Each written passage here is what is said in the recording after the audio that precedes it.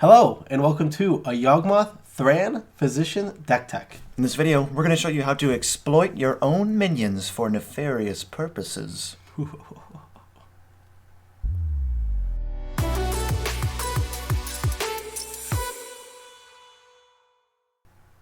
I'm your host, Joe Cherries. I'm your host, Beezy. Together, we're the Nitpicking Nerds. And before we begin, make sure to subscribe to our channel because our subscribers are 10% more likely to become the father of machines. Disclaimer, the Nitpicking Nerds cannot guarantee the increased likelihood of you ruling over Phyrexia.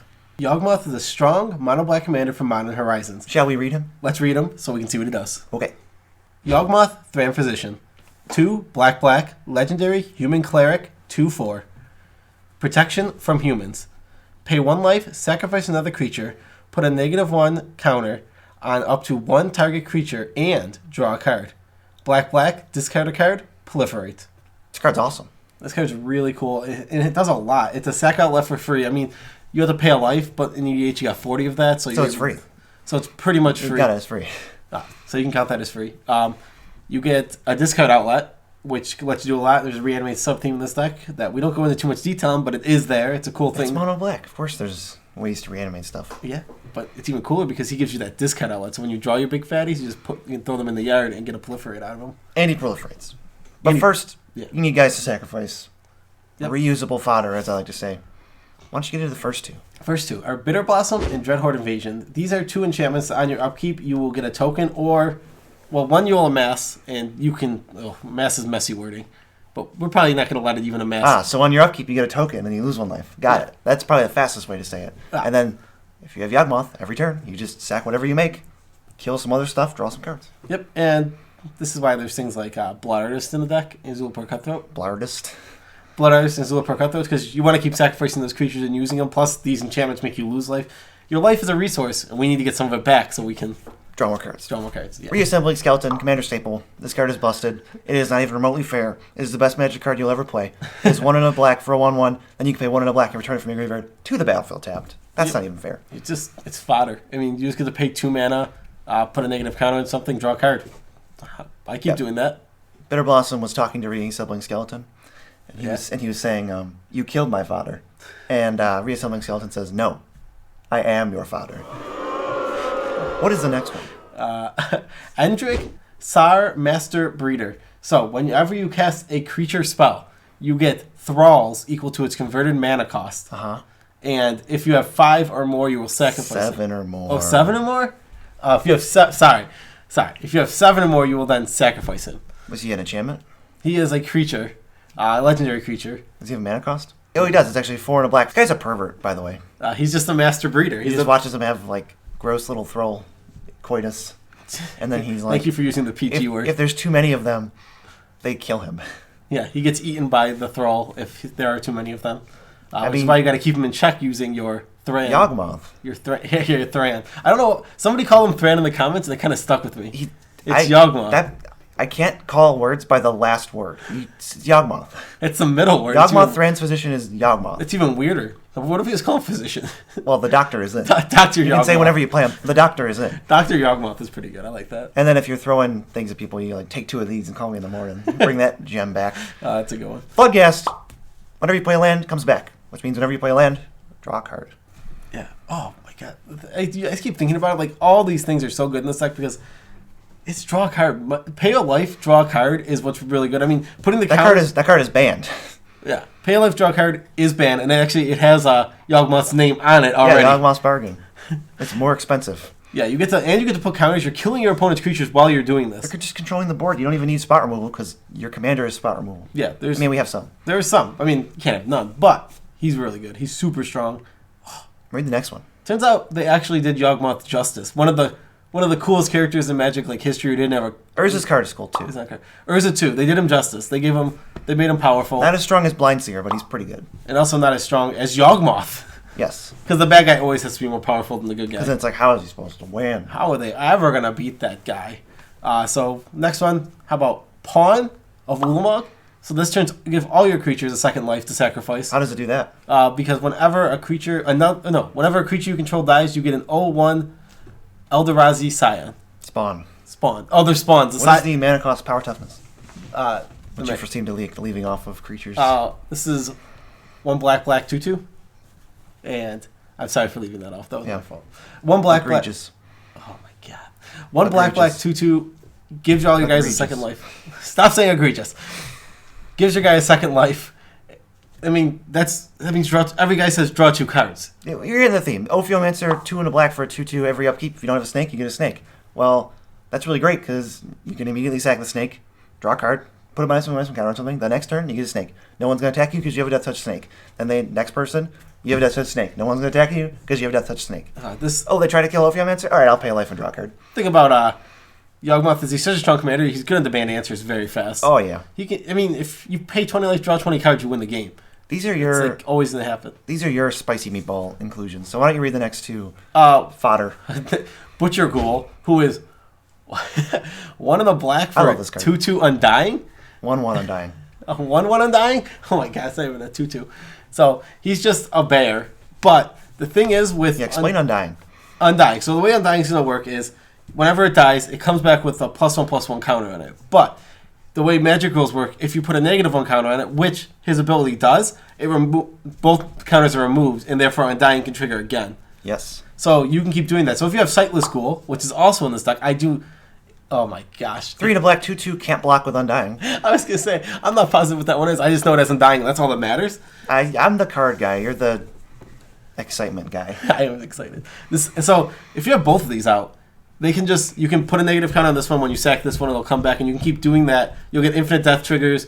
As long as you have enough life to pay, you can keep drawing, and all you need to do is find that payoff. That's why Blood Artist is so good, because it negates the 1 life every time. Yeah, that's why if you find that Blood Artist, or you'll just win with these 2 out. Which we're not even on winning the game, and we're already talking about winning the game. That's a pretty. This guy wins the game very easily. Yeah, he wins the game really easily. It's great. Who we've got the Legion of Doom. Who are his Legion of Doom people who work with him? Even though I'm looking in, a couple of these aren't creatures, but they live in the Legion of Doom. They're there.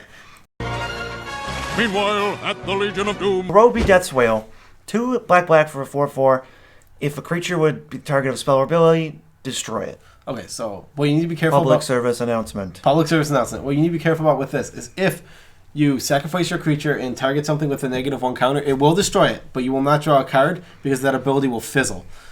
This just turns sacrifice a creature to destroy target creature. That's what it becomes, which is strong. If you need a board wipe instead of cards. And you can always... Which sometimes you do. And you can always remember, if you need to be drawing cards instead, you can just sacrifice Harabi. Yeah, you don't actually need...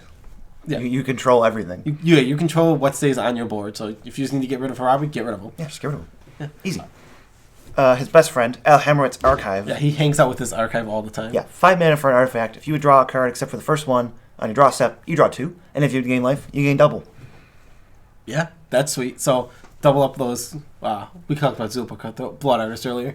How about we get 2 of those triggers? Or not 2 of those triggers, but we gain 2 of those life, which will let us draw some more cards because we want to keep drawing cards. Double cards. Double cards. And every time we sacrifice one of those creatures, how about we draw 2 cards? That's pretty good. It's pretty good. All right, it's already strong to get 1. You can read the next one. No Rest for the Wicked. It's 1 in the black for an enchantment. Sacrifice No Rest for the Wicked. Turn to your hand all creatures that were put in your graveyard from play this turn. It's a free sacrifice, and you have a free sacrifice creatures outlet.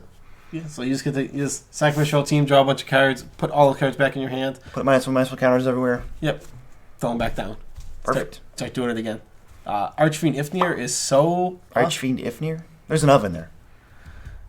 Archfiend Ifnir. No, Archfiend of Ifnir. Why don't you read that one? Archfiend of Ifnir is a 5/4 flying for 3 black. Whenever you cycle or discard a card, put a -1 counter on each creature your opponents control. So, this is really cool. You get to... You forgot the best part. What I forget? It has cycling too. Oh, it's cycling too. Idiot. I did forget the best part. I don't know anything. You know what that card does. Clearly. I don't know what that card does. You have no understanding of Archfiend of Ifnir. You're never really going to cycle it unless you're missing a land drop. Unless you're like, I really need this 5th land drop to play this Ifnir. Guess I got to cycle it. See, you called it Ifnir and not Archfiend. Why'd you do that? The first word is what you can call it. I'll call it Ifnir. Okay. Mm-hmm. So, you get to, with your commander, pay 2, discard a card, Proliferate goes on the stack, Then the ability goes above that. Yep, so trigger. You get put -1 counters on every creature your opponents control, then proliferate. Another -1/-1 counter on every creature you control. Oh, it's so strong. It's just two -1/-1 counters for 2 mana, and you discarded maybe your big fat like Kakusho that you weren't planning on casting anytime soon. Or you just discarded Bloodghast and then got it back immediately. Oh, yeah. Ooh, or reassembling skeleton. Yeah. Oh. We broke the format. And we already mentioned Blood Artist, Zulaport, Cutthroat. They're best friends. They're in a deck where you're sacrificing creatures all the time, where your commander also is making you lose life. Turns out you want to gain life. Turns out you want to make your opponents lose life. Accurate statement. Win. But we mentioned proliferating. What about the best things we can do with proliferate? Well, we can proliferate our girl, Liliana. Liliana Dreadhorde Generals in this deck. This card is so bonkers. It already does what you want it to do. It already does what you want to do. Its static ability lets you draw whenever you sacrifice a creature. If you have 12 mana and 3 cards in hand, you play Liliana, discard 3 cards, proliferate 3 times, and then just ult it, win the game. Yeah, and you get to... The game's over. Wait, what's her ult to? Her +1 is you get a zombie. That's 2/2. Her -4 is each player sacrifices 2 creatures, and her -9 is you choose one. Each player chooses 1 permanent they control of each type, and your opponent sacrifice the rest. Yeah, it's just absolutely completely demolishes the game. Breaks it wide open. It's over. Yeah, like your opponents can't really afford to let you untap with this. It's so sweet. You don't have to untap with this. What I'm saying, you have 12 mana, you just play it and then ult it right away. Yeah, and even if so you have 12 mana, you can do that. Also, this is a black deck. I don't know if you know things about mono black. Mono black turns out there's lots of ways to make big mana in mono black. So there's lots of Cabal Coffers to make big mana. There's not lots of ways. There's like Cryptghast. There's Cryptghast, Cabal Coffers, and Cabal Stronghold. So all those are in this deck. So you can make that big mana, and then just like ult your Lily in one turn, which is hilarious. I mean, that's a real thing. That's going to happen. That's a real thing that you can do.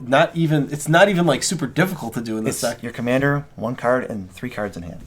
Yep. And when your commander literally draws cards. Yep. And your commander and Liliana also draws cards. Yep. That's insane. Like, it's just so strong. Yeah, how can you not pull this off? All right, the next one is Liliana Heretical Healer, which is a 2/3 for 1 black with lifelink, and when a creature you control dies, you flip her into a planeswalker, and you get a 2/2 zombie, and you can +2 her. Each player discards a card. You can -X her to reanimate something that's not legendary, and then her like -8, 9, and 12 or whatever is. Whenever a creature you control dies, return it at the end step. That's just you're not losing that. You're not losing that game either. Yeah, you're not losing that game. You can also proliferate that up if you need to. That's not same dealio. Yeah. No, that's better. You get to play Liliana as a creature. Pass.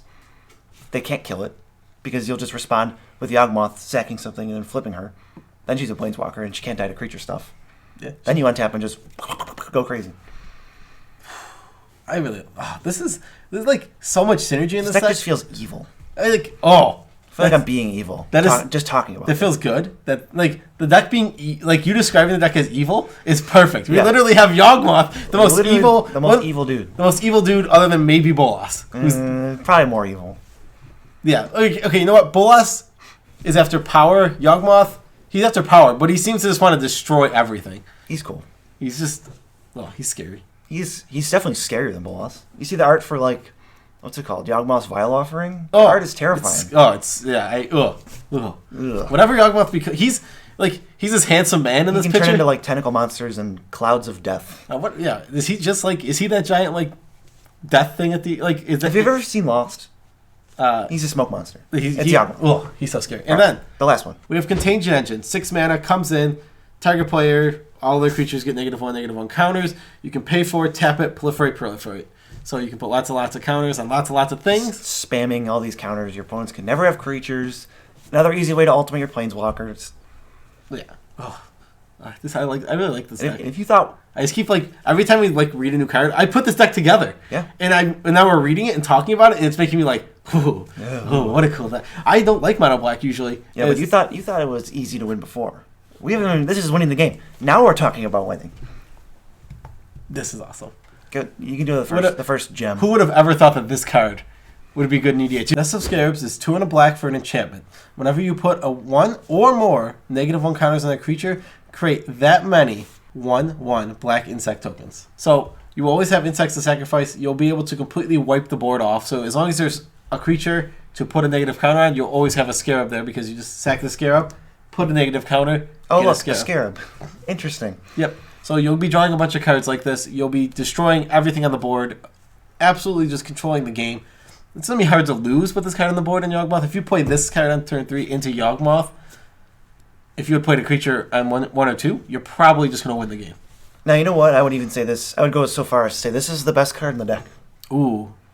So, all these other cards are the bread and butter. As we say. Yeah, as we say. The bread and butter of this deck is all the other cards. But this is our Gourmet Bagel. Nest of Scarabs. Who would have thought it? Best card in the deck. Yawgmoth obviously works very well with a Nest of Scarabs. I want to make a list of what our Gourmet Bagels are. This one would stick. Like, if I didn't know this deck, I'd be like, what deck is that the best in? Yeah, exactly. Now, the next guy, Kakusho, the Evening Star. This is like Commander. It's not a staple. It just he's playing a lot of decks. And it's really good in this deck. Mm-hmm. With the Reanimate sub-theme, you're just able to, like, you can pitch it, get it back, do some animate, get it. Even No Rest for the Wicked, we saw. We went over. That brings it back. Another win con to mention real quick here is Living Death. As you have this sack outlet all the time, you could just sack your whole board, put everything in your graveyard, bring it all back, do it again. It's just... I mean, that Living Death is silly. Living Death is a very silly card, especially when your deck is built to take advantage of it. Yep. And it can even double as a board wipe sometimes. Sometimes you just... Well, yeah, if it's early, that you just a board wipe. Sometimes it's just a board wipe, and I got my 1/1 back. True. Machias Howl is... He might be Gourmet Bagel number 2. It makes your Sightless Ghouls and Butcher Ghouls really bad, but it makes every other one of your creatures go infinite with it. It makes any... So if you have Machias, your commander, any 2 creatures, that's infinite death traps. That are non-humans. Oh, any 2 non-humans. Because obviously Machias mentions non-humans, and so does Yawgmoth. He mentions humans by having protection from them. Protection. So the best one is Grey Merchant in any creature. So that's why he has protection from humans, because you can't target himself. So super random fact of the day, that we'll just say it again. He can target any creature, which would make him be able to target himself if he didn't have protection from humans, which he is. He is a human. That's so weird. Super weird. That's super weird that they didn't just say other creatures. He just randomly has protection from humans. So if you can get rid of that bit of text, he can target himself. Yeah, take that. I don't know how you would, but if you could. But this is a black deck, so we're playing Grey Merchant of Asphodel. There's reanimation cards. There's No Rest for the Wicked. Blah, blah, blah. Card's insane. That wins games all the time. Yeah, Machias, Grey Merchant, any other creature, and your commander. That's GG. Or just Machias, any other creature, and you still win. Yeah. Because you draw your whole deck. Wait, what? It's the same thing. We just went over it. It's the same thing. You draw your whole deck. It's the same as winning. Oh yeah, I mean, if you don't even draw your whole deck. You draw until you hit Blood Artist, play it, and then you win. Yeah.